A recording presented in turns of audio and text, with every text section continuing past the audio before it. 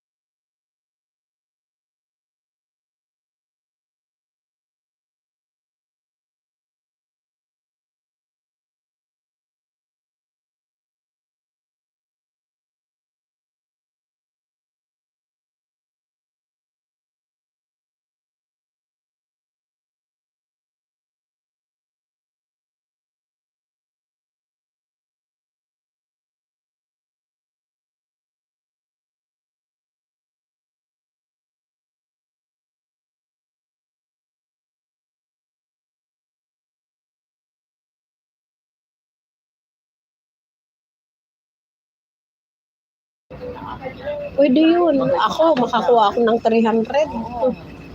Grab ko na yan. Wala pa siya na Jana, thank you. Wala siya sabi niya, pero okay na sabi niya.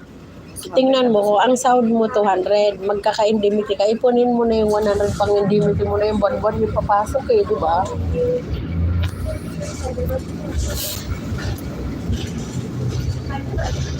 Pag sa bata naman ako, gusto ko kasi yung naglalakad na ayaw ko ng kinakarga, sumasakit ang dibdib ko.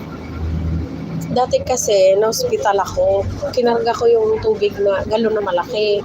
Ngayon, pag humihinga ako, masakit dito, nagpagamot ako noon. Tapos mag-a-atching ka, magsisingot, masakit talaga. Ayaw ko na sa babying yung kinakarga lagi. Yung, alam mo yung 1-year-old na kinakarga, ayaw ko. Kasi, pag ako laging magkakarga ng mabigat, sumasakit na naman. Gusto ko yung lang, yung mga 3 years old na maglakad na. Kasi hindi mo na yun, kakargahin mo pa din, pero hindi lagi. Hindi kagaya ng 1-year-old talaga, kakargahin mo yan. May napasukan sana ako, 1-year-old, 250. 11 oras, 12 oras din. Tapos karga lagi. Ay hindi pa marunong masyadong maglakad. Tapos naramdaman ko yung dibdib ko, sabi ko, ayoko. Kaya sabi ko yung sasawarin ko dyan, papagamot ko lang.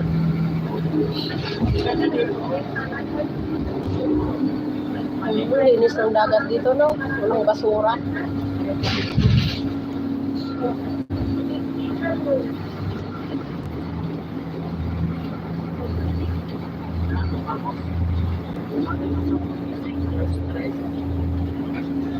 Ay, maaga ka nagising. Bakit?